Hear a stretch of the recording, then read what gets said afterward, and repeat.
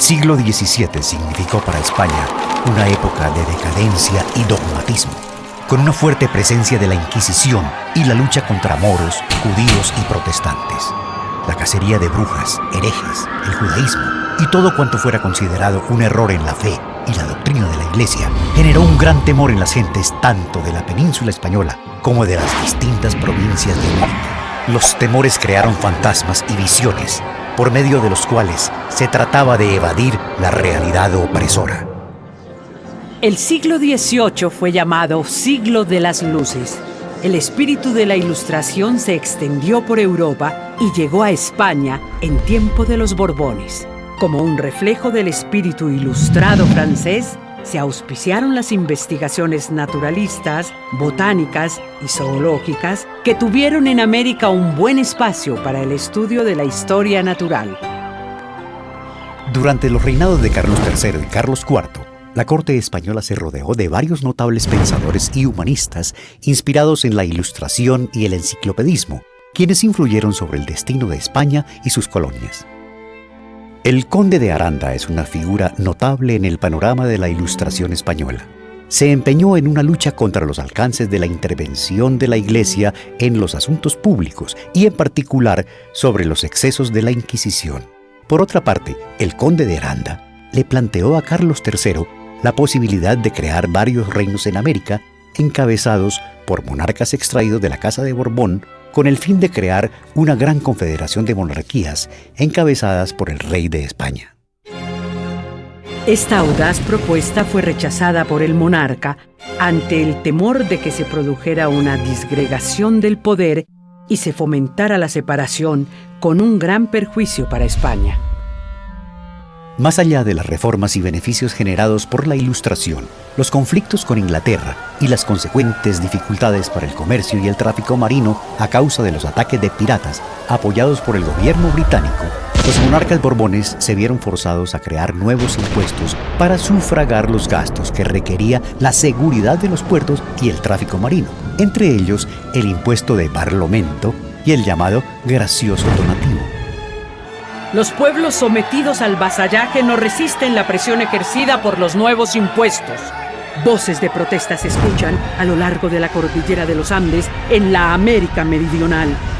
Voces ancestrales de pueblos indígenas que reivindicaban su memoria atávica y sus valores en contra del yugo al que estaban sometidos.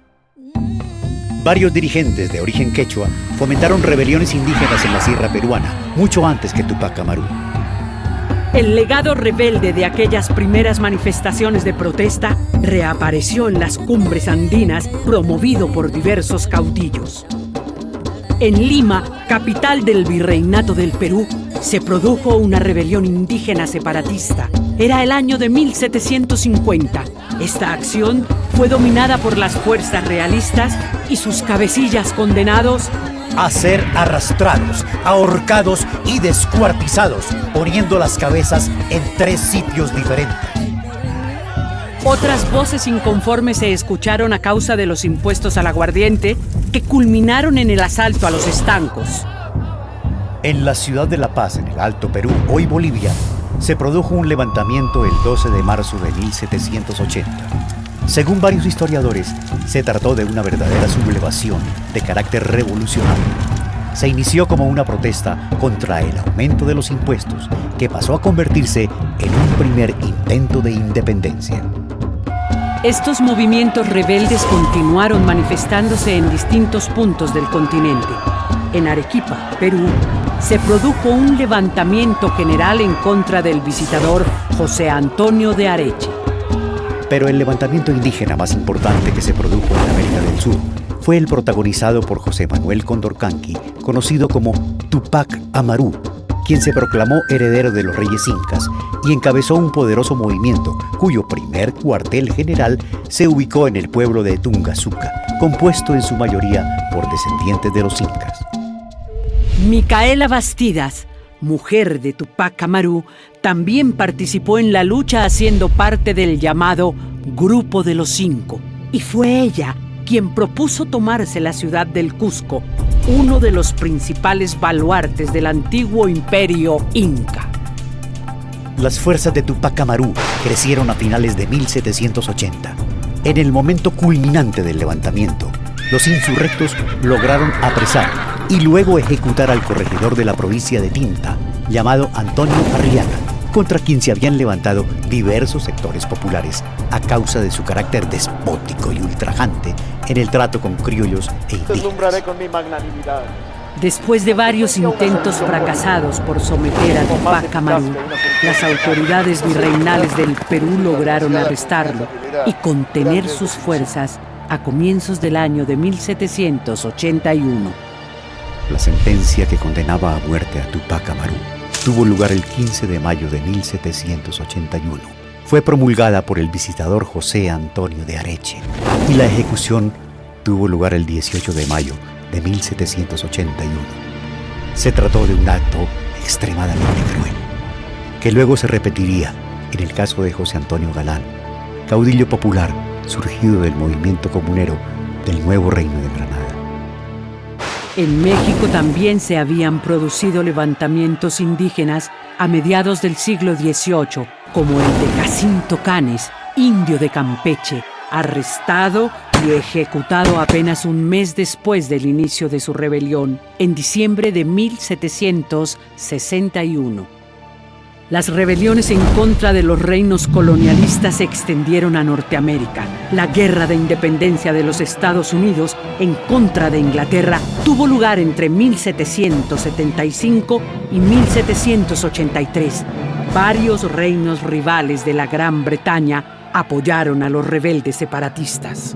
Las fuerzas comandadas por George Washington tuvieron el apoyo de Francia, viejo rival de Inglaterra, con tropas comandadas por Lafayette. También fuerzas españolas entraron en apoyo de los rebeldes.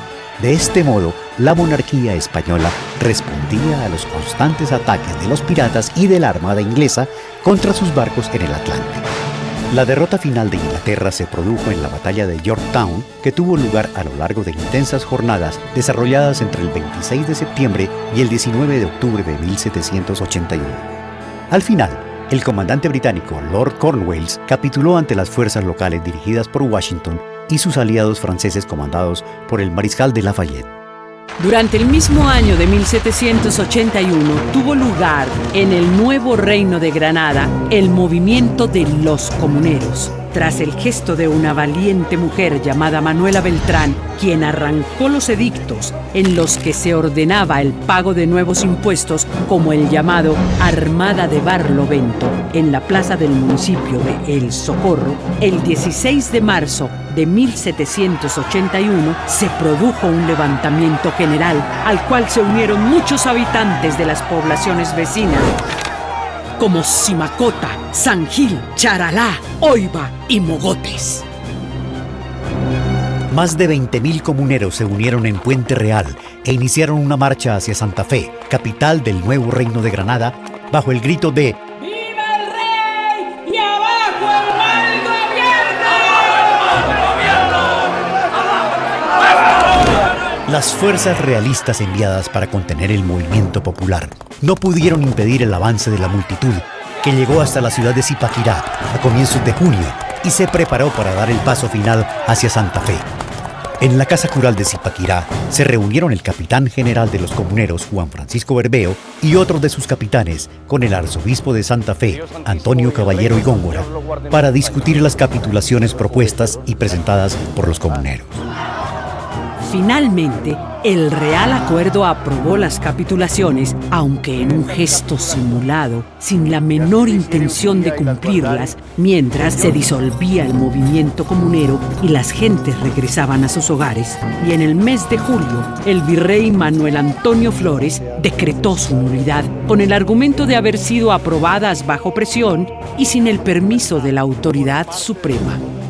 Sublevados y armados, en nombre de la Real Majestad, se declaran nulas de toda nulidad dichas capitulaciones y aboliciones de impuestos. Mientras la mayor parte de las gentes del común regresaban a sus pueblos de origen, José Antonio Galán, capitán del Socorro, quien no había hecho parte de los negociadores en Zipaquirá, ante el incumplimiento de las capitulaciones, decidió continuar la lucha, proclamando la consigna: ni un paso atrás, siempre adelante, y lo que ha de ser, que sea. En cercanías del pueblo de Mogotes, en el llamado Alto de Onzaga, fue sorprendido Galán junto con algunos de sus compañeros por soldados bajo el mando de Salvador Plata, que había salido del Socorro en su búsqueda. Plata había participado en un comienzo del movimiento comunero, al que más tarde traicionó para ganar méritos ante las autoridades españolas. Galán y sus compañeros fueron llevados a la cárcel de Corte, en Santa Fe, donde fueron juzgados y condenados a muerte. La denigrante sentencia, semejante a la proferida contra Tupac Amaru, se cumple en la Plaza Mayor de Santa Fe el 1 de febrero de 1782. El texto de la sentencia decía: condenamos a José Antonio Galán a que sea sacado de la cárcel, arrastrado y llevado al lugar del suplicio, donde sea puesto en la horca hasta que naturalmente muera, que bajado se le corte la cabeza, se divida el cuerpo en 4 partes y pasado el resto por las llamas. Su cabeza será conducida a las Guaduas, teatro de sus escandalosos insultos. La mano derecha puesta en la Plaza del Socorro, la izquierda en la Villa de San Gil, el pie derecho en Charalá, lugar de su nacimiento, y el pie izquierdo en el lugar de Mogotes. Declarada por infame su descendencia, ocupados sus bienes y aplicados al real fisco, asolada su casa y sembrada de sal, para que de esta manera se dé al olvido su infame nombre.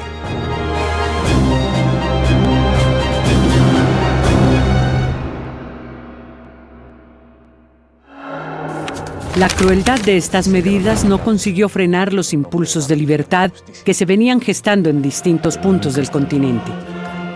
La región donde tuvo lugar el levantamiento de los comuneros, los actuales departamentos de Santander y Boyacá, jugaron un papel protagónico en las jornadas cruciales de la independencia durante los encuentros de Gámeza y Tópaga, el Pantano de Vargas y el Puente de Boyacá en 1819.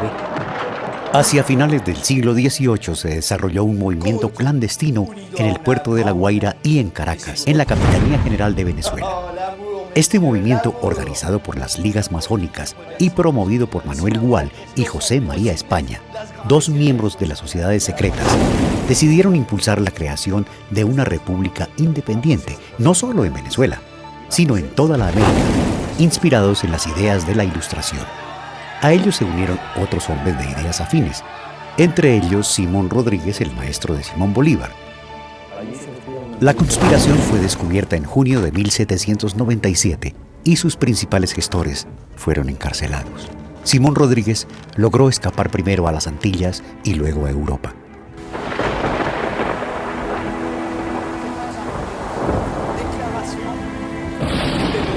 Una posición análoga la asumió el neogranadino y santafereño Antonio Nariño, quien tradujo y publicó Los Derechos del Hombre, proclamados por la Asamblea Nacional de la Francia Revolucionaria.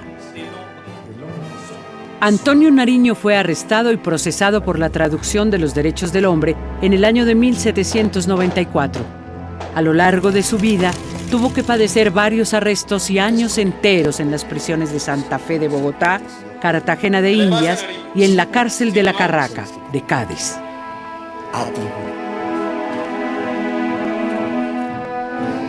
La Ilustración había llegado al nuevo Reino de Granada en la segunda mitad del siglo XVIII. En las últimas décadas del siglo de las luces aparecieron los primeros periódicos, se publicaron los primeros libros, se creó la Real Expedición Botánica, dirigida por el sabio gaditano José Celestino Mutis, en la cual participaron muchos de los criollos que jugarían un papel protagónico en los sucesos del 20 de julio de 1810, como Francisco José de Caldas, Jorge Tadeo Lozano o José María Carbonell. También en aquella época fue inaugurada la Real Biblioteca Pública del Nuevo Reino de Granada, dirigida durante 29 años por el cubano Manuel del Socorro Rodríguez, quien a su vez dirigió el primer periódico de circulación semanal a lo largo de 7 años. El papel periódico de Santa Fe de Bogotá. En medio de aquel ambiente de lecturas y tertulias, se intercambiaban ideas y se promovían reuniones secretas para hablar sobre la lucha por la libertad y para recibir información sobre lo que estaba pasando en el mundo. Junto con la independencia de los Estados Unidos, el otro acontecimiento de gran trascendencia que removió a Europa, como a las diversas colonias de América, fue el estallido de la Revolución Francesa tras la toma de la prisión de la Bastilla el 14 de julio de 1789. La Revolución Francesa buscó remover hasta sus entrañas más profundas los cimientos del antiguo régimen monárquico. El monarca francés Luis XVI fue ejecutado junto con su esposa María Antonieta. Muchos miembros de la aristocracia fueron llevados a la guillotina, mientras Robespierre proclamaba la política del terror, la revolución y el cambio social que proclamaba las consignas de libertad, igualdad y fraternidad habían surgido en medio de un baño de sangre. Las noticias de aquellos hechos llegaron a las tertulias santafereñas. Con los arrestos y ejecuciones de tantas figuras del continente, los promotores de cambios y mayores libertades comenzaron a actuar con mayor cautela.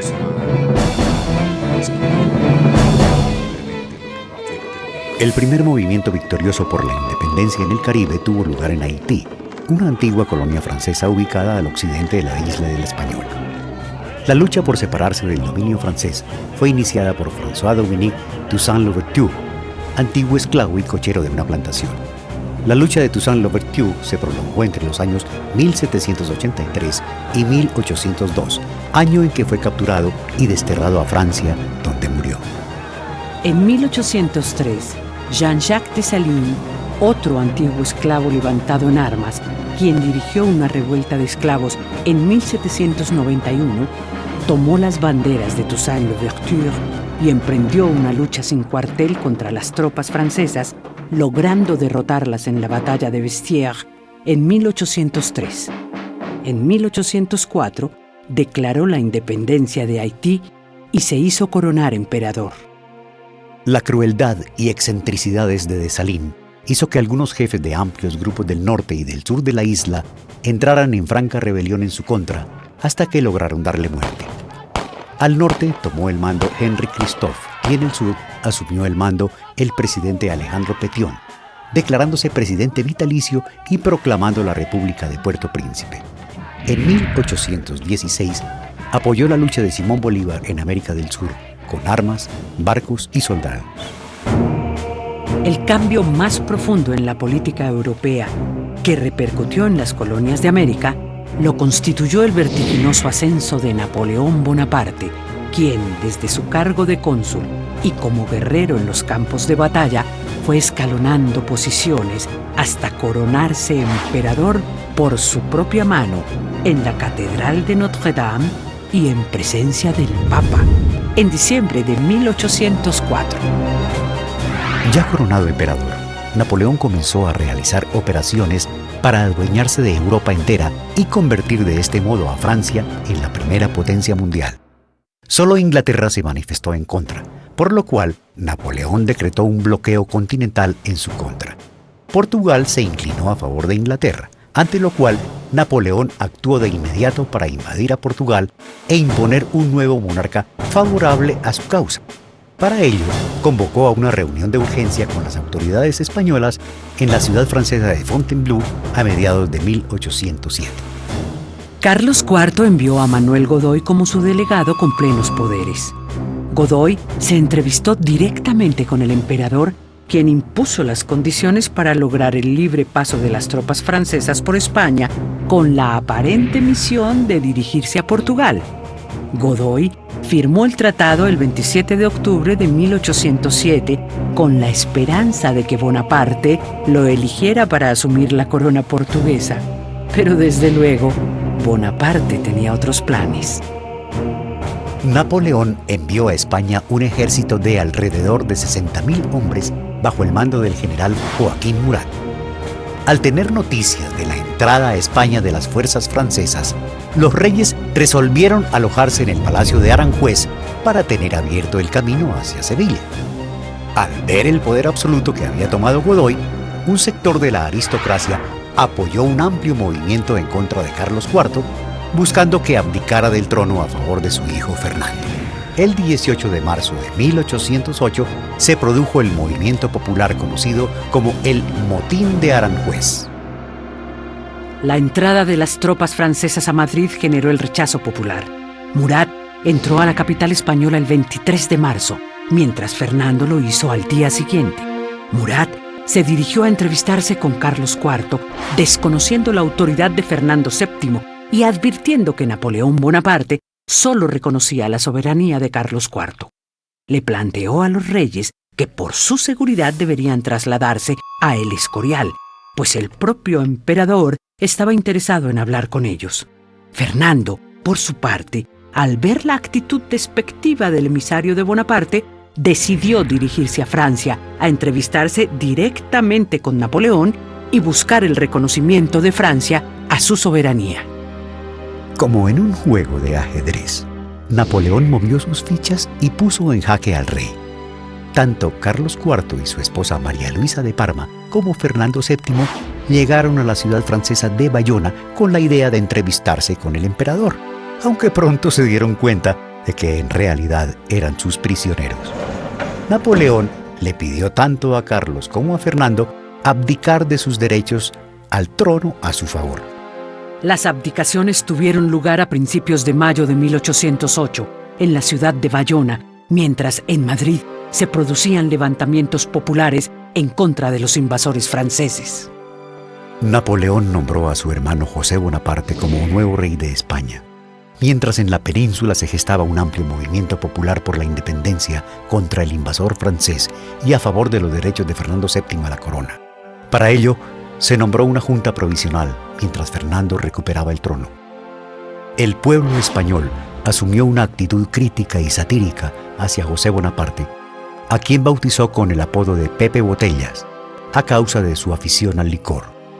La lucha en contra de los franceses se convirtió en una guerra de guerrillas, mientras Inglaterra proseguía en su lucha contra Napoleón. Los hechos de España pronto se reflejaron sobre las provincias de América. Los virreinatos, presidencias y capitanías asumieron una actitud de apoyo a juntas locales de gobierno al considerar que en ese momento en España no existía un monarca legítimo al cual obedecer.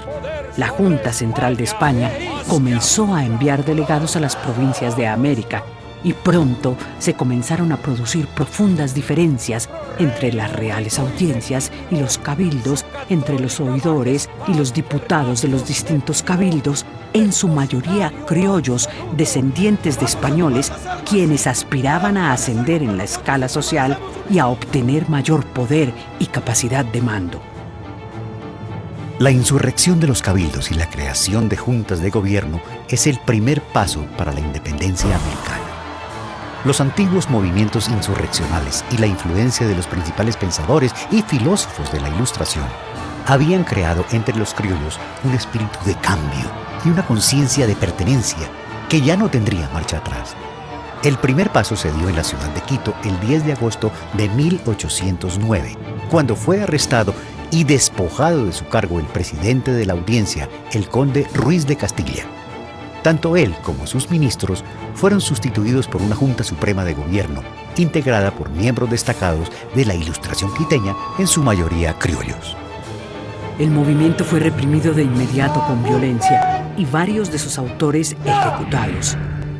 La orden la dio el virrey de la Nueva Granada, Antonio Amar y Borbón. Una experiencia que no podían dejar de tener en cuenta los criollos de otras capitales antes de emprender una acción semejante. Los sucesos de Quito pronto fueron conocidos en otras capitales como Caracas o Santa Fe de Bogotá. Los patriotas que aspiraban a reemplazar a virreyes, presidentes de audiencias o capitanes generales habían comprendido que requerían de un fuerte apoyo popular y de buscar de inmediato el apoyo de las milicias o regimientos fijos que representaban la fuerza del poder español. La incertidumbre ante los sucesos de España y el desgobierno que se observaba en los principales centros de poder en América precipitaron los acontecimientos en el año de 1810, que puede considerarse el año estelar de la independencia americana. El 19 de abril de aquel año de 1810, el Cabildo de Caracas, con el apoyo de amplios sectores del pueblo y del ejército, depusieron al gobernador y capitán general Vicente Emprán y en su lugar nombraron una junta de gobierno. Entre los criollos ilustrados que participaron en aquel audaz acto político se encontraban el abogado Juan Germán Rocio, el canónigo José Cortés de Madariaga, el secretario del Cabildo Martín Tovar y Ponte y el propio Simón Bolívar. Aparecieron vinculados a los hechos. Bolívar fue el primero en manifestarse a favor de la independencia definitiva, mientras los miembros de la Junta, a semejanza de la de España, se manifestaban a favor de los derechos de Fernando VII a la corona.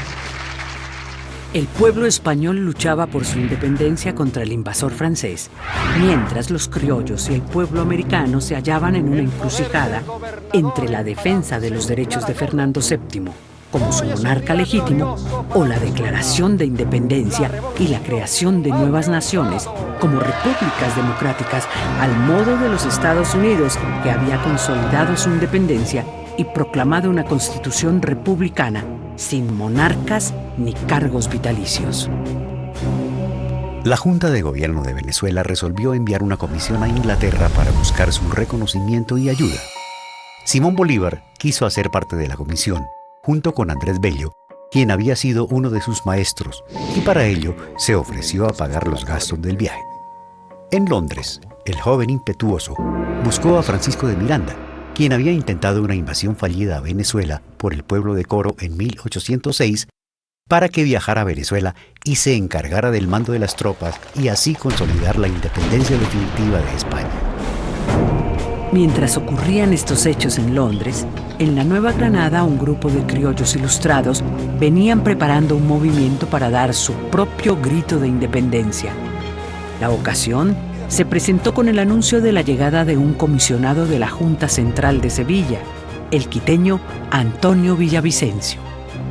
Un grupo de miembros del Cabildo de Santa Fe, de miembros de la Expedición Botánica y de criollos ilustrados resolvieron reunirse el 19 de julio de 1810 en el Observatorio Astronómico que quedaba en el patio trasero de la Expedición Botánica.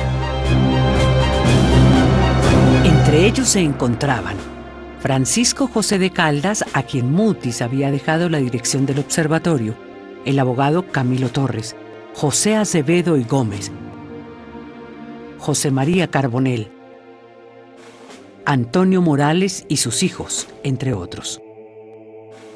Las autoridades del virreinato no podían sospechar que en aquel lugar, destinado a la observación de los astros lejanos, se fueran a tratar asuntos terrenales, inmediatos, de política y conspiración.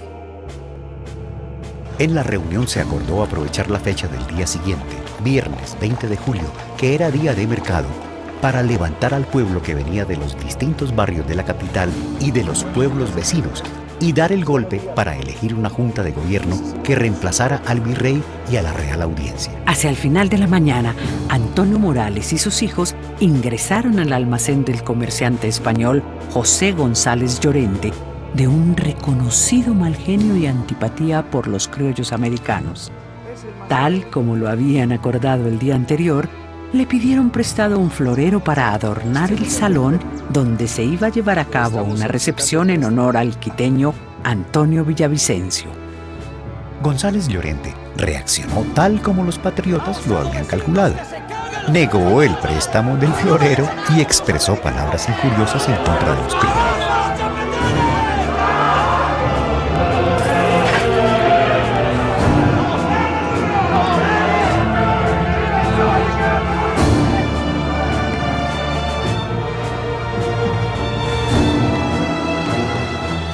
La familia Morales armó entonces una algarabía que de inmediato se extendió a la plaza, exaltando los ánimos del pueblo.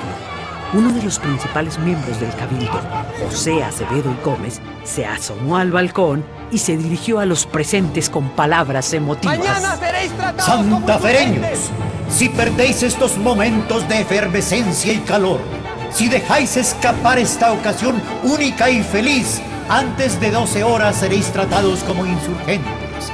Ved los grillos y las cadenas que os esperan. El pueblo en las calles gritaba.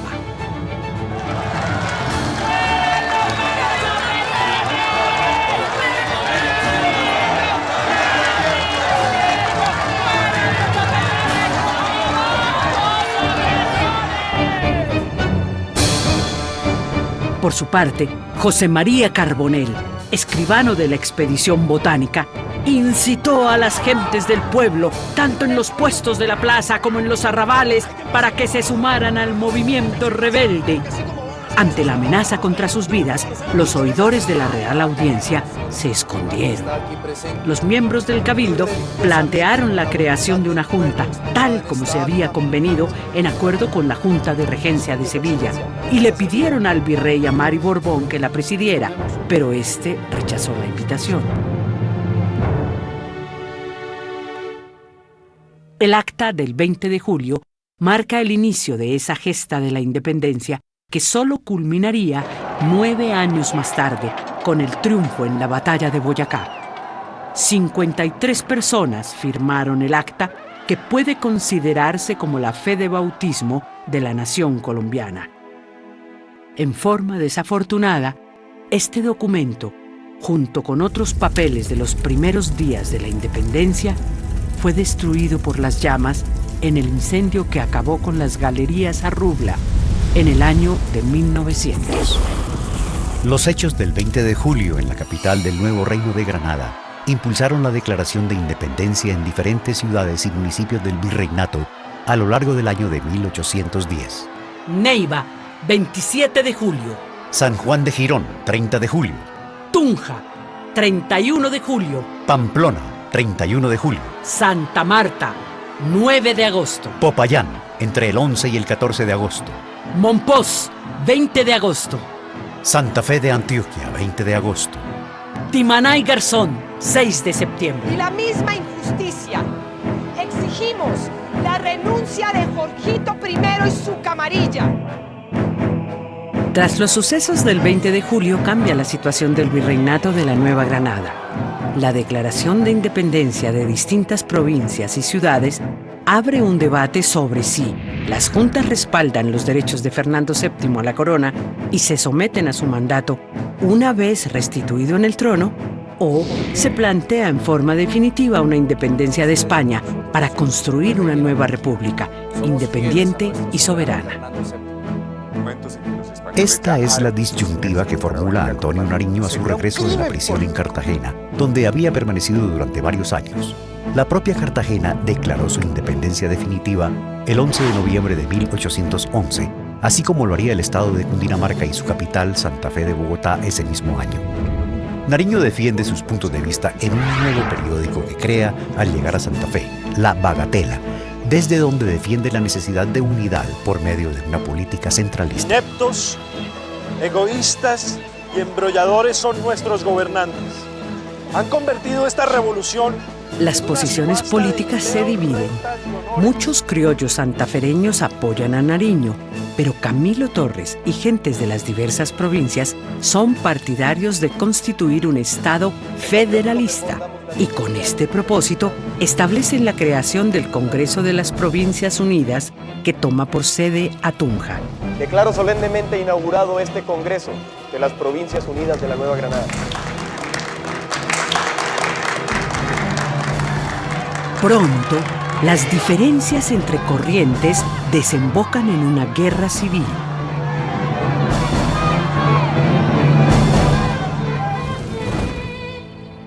Antonio Baraya, quien se había mostrado favorable a la causa independiente, respalda en un comienzo a Nariño, pero luego cambia de actitud y entra a defender al Congreso y la posición federalista de Camilo Torres.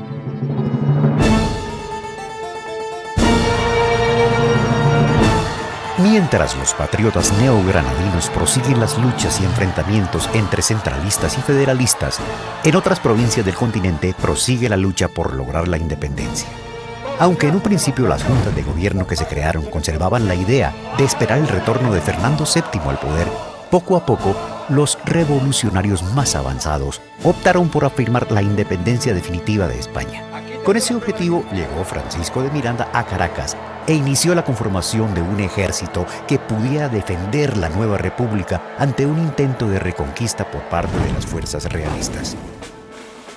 Simón Bolívar fue enviado por Miranda a defender el fuerte de Puerto Cabello en el oriente venezolano, mientras las fuerzas españolas se reagrupaban e iniciaban una ofensiva bajo el mando del capitán de fragata Domingo Monteverde, quien enfrenta a las fuerzas poco preparadas de Miranda y consigue su capitulación en San Mateo el 25 de julio de 1812, dando fin al primer intento de crear una nueva república en Venezuela.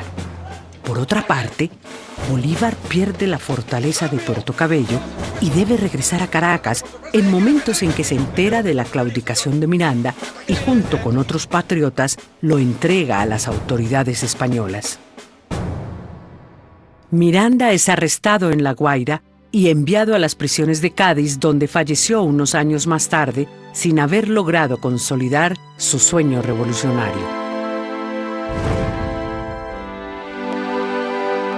Bolívar también es arrestado en Caracas, pero se libra de la prisión gracias a la ayuda de familiares y amigos cercanos al gobierno legitimista. Es enviado al exilio y llega a Cartagena en diciembre de 1812, donde redacta el llamado Manifiesto de Cartagena, que puede considerarse como el inicio de su campaña libertadora. De allí parte hacia varios puertos del río Magdalena, con el fin de reunir fuerzas para intentar la reconquista de Caracas y lograr la independencia definitiva de Venezuela. Antonio Nariño, como presidente de Cundinamarca, logra derrotar en Santa Fe a las fuerzas de Antonio Baraya, defensoras del Congreso Federalista, y poco después inicia una campaña para liberar las provincias del sur. Deja la presidencia en manos de su tío Manuel de Bernardo Álvarez y se dirige hacia el sur con el propósito de liberar a Popayán. Logra reunir un ejército de 1.500 a 2.000 hombres, resultando vencedor en las batallas del Alto Palacé en diciembre de 1813, Calibío, 6 de enero de 1814, después de lo cual logró la toma de Popayán y proseguir hacia el sur, venciendo en las batallas de Juanambú en el mes de abril, así como Tacines, para pasar a los ejidos de Pasto, donde sus tropas se dispersaron. Fue arrestado en aquella ciudad en julio de 1814 y enviado a Quito, y de allí a la prisión de la Carraca, en Cádiz, donde permaneció hasta el levantamiento de Riego y Quiroga en 1820. El 28 de febrero de 1813, Bolívar toma la ciudad de Cúcuta y de allí pasa a San Antonio del Táchira, tomando la ciudad el 1 de marzo, dando inicio a la llamada Campaña Admirable. El 23 de mayo entra a Mérida, donde se le concede el título de Libertador, que lo distinguirá a lo largo de su vida. El 15 de junio proclama en la ciudad de Trujillo el decreto de la guerra a muerte. A comienzos de agosto, al tener noticias del rápido avance de Bolívar, Monteverde huye hacia Puerto Cabello, dejando vía libre a Caracas, ciudad natal de Bolívar, a la que entra victorioso el 7 de agosto de ese mismo año.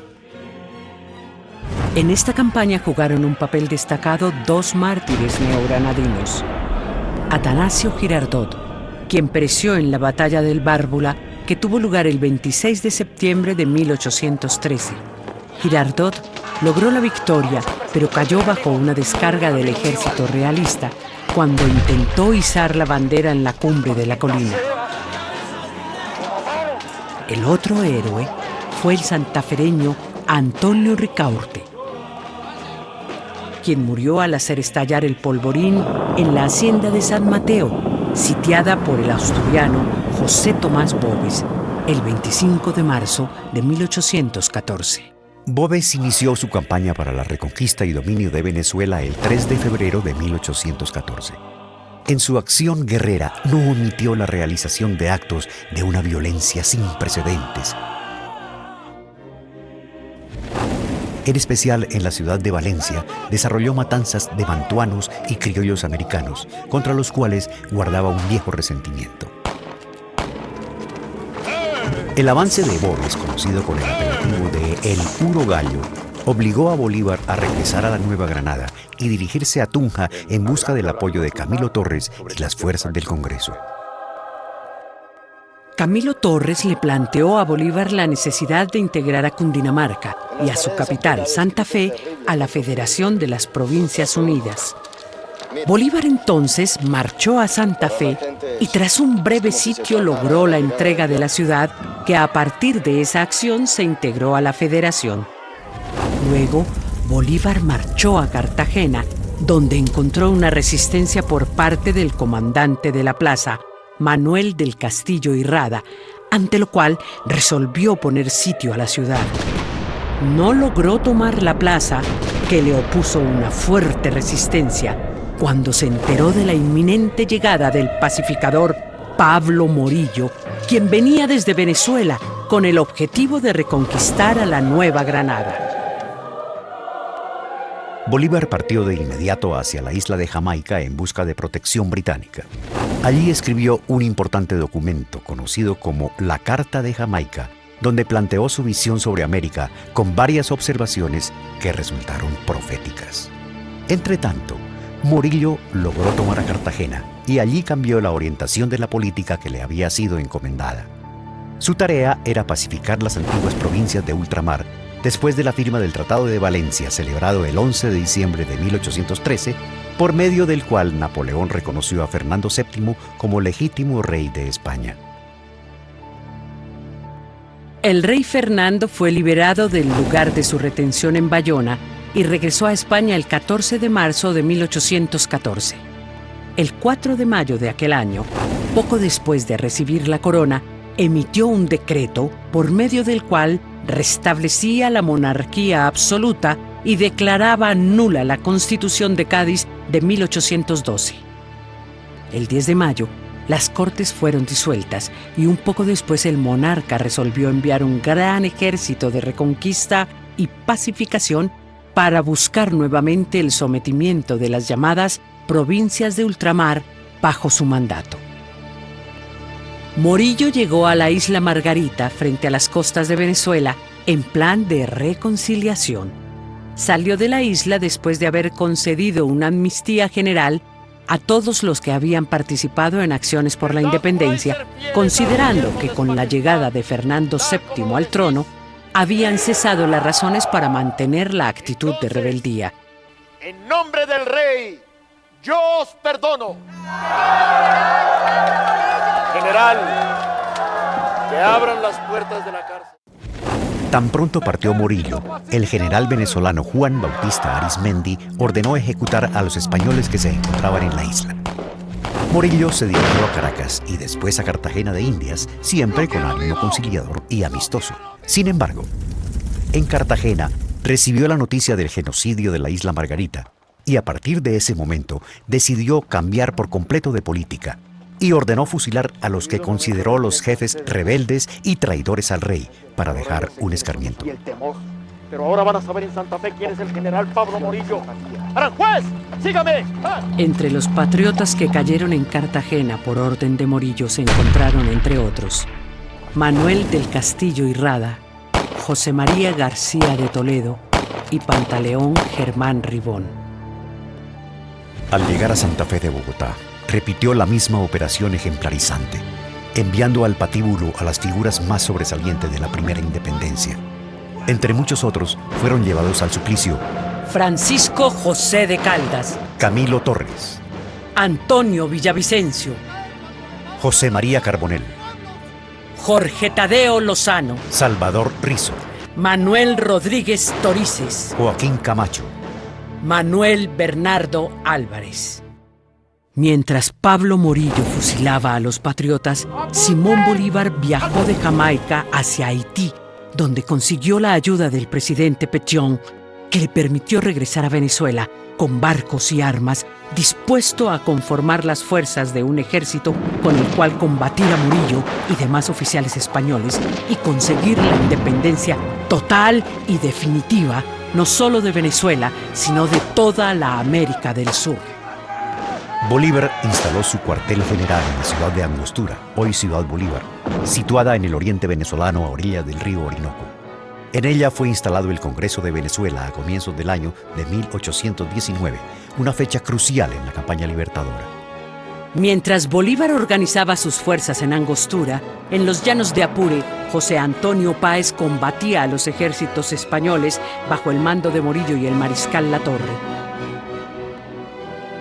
En los llanos de Casanare, ubicados en la Nueva Granada, se reunieron muchos de los patriotas que habían escapado de los patíbulos levantados por el pacificador Morillo. La organización de estas fuerzas corrió a cargo de Francisco de Paula Santander. Bolívar emprendió la marcha hacia la Nueva Granada a comienzos de 1819. Se reunió con Páez en los llanos de Apure y pudo ver la fuerza de la caballería de aquellos llaneros en la batalla de las Queseras del Medio, que tuvo lugar el 2 de abril de aquel año de 1819. De San Fernando de Apure, Bolívar prosiguió su avance hacia la aldea del 70, donde se reunió con el Estado Mayor de su oficialidad, los venezolanos José Antonio Anzoátegui y Carlos Soulet, entre otros, y el coronel James Rooke, jefe de la misión británica. En una rústica choza, sentados sobre calaveras de reses, comenzaron a preparar la entrada a la Nueva Granada. En el pueblo de Pore, en Casanare, se reunieron las fuerzas de Bolívar con las de Francisco de Paula Santander. Allí se tomó la decisión de remontar la cordillera por el lugar más difícil, que no podía estar en los cálculos de los comandantes españoles. La vanguardia, dirigida por Santander, logró tomar por asalto el primer cuartel español, las trincheras de Paya. ¡Soldados! ¡Las trincheras de Paya son nuestras! Que abrió las puertas al ejército libertador y remontar la cordillera por el lugar menos predecible, el páramo de Pisba. Después de cruzar las cumbres heladas de los páramos y tras perder un buen número de hombres y animales, las tropas llegaron al pueblo de Socha en un estado lamentable, ateridos de frío y sin ropas adecuadas para soportar los rigores del clima. Al ver la penuria de aquellos hombres que luchaban por la libertad de la patria, el cura de Socha les pidió a sus fieles que aportaran la ropa que pudieran para abrigar a los soldados. Solo se ha convocado a esta fiesta para pedirles que se despojen de todo, aún de lo necesario. Los soldados no tienen ni un cambio de ropa, ni una camisa, y la mayoría andan descalzos. De este modo, las gentes llevaron mantas, ruanas, pantalones y hasta faldas de mujer, con las que muchos de aquellos bravos guerreros entraron en batalla los días siguientes. La vida por nosotros, ¿por qué no darle? De Socha, las fuerzas de Bolívar pasaron a recorrer los pueblos de Gámeza, los molinos de Tópaga o Cerinza, con el fin de ubicar la posición del ejército realista. En esta marcha se tuvieron algunos encuentros y escaramuzas. Al contemplar la imagen de los soldados y los llaneros que acompañaban a Bolívar, el coronel Barreiro, comandante de las fuerzas realistas, expresó que se trataba de un ejército de pordiosero. El aspecto misérrimo de aquellos hombres le dio a Barreiro y a sus hombres plena confianza en el triunfo, pues no llegaron a prevenir la capacidad bélica y el coraje del ejército patriota. La primera gran batalla entre los dos ejércitos tuvo lugar en el llamado Pantano de Vargas, el 25 de julio de 1819. Se trató de una batalla sangrienta, con centenares de muertos de lado y lado. En un momento de la lucha, José María Barreiro llegó a exclamar: ¡Ni Dios me quita la victoria! Sin embargo, la carga fulminante del coronel venezolano Juan José Rondón y su grupo de caballería llanera logró cambiar el curso del combate, que terminó en horas de la tarde sin ninguna clara victoria para ninguna de las partes. El saldo de la batalla fue de 350 bajas en las fuerzas patriotas y 500 por parte del ejército realista. La pérdida más sencilla del ejército libertador fue la del coronel inglés James Rooke, a quien fue necesario amputarle un brazo a causa de las heridas que recibió en el combate y murió pocos días después. Bolívar era consciente del peligro que podía significar la llegada de tropas de refuerzo para Barreiro y por lo tanto, los últimos días de julio y los primeros de agosto realizó movimientos envolventes y sorpresivos para distraer la atención del ejército realista. El 5 de agosto, las tropas del Ejército Libertador ocuparon la ciudad de Tunja después de una rápida maniobra en la región para reclutar hombres y armas.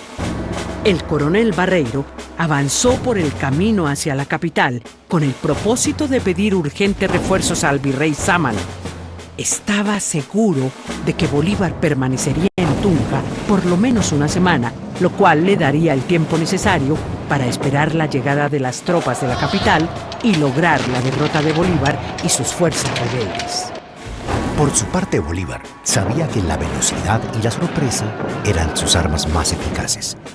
La mañana del 7 de agosto, apenas 2 días después de haber ocupado Tunja, ordenó la movilización de las tropas en busca del ejército realista.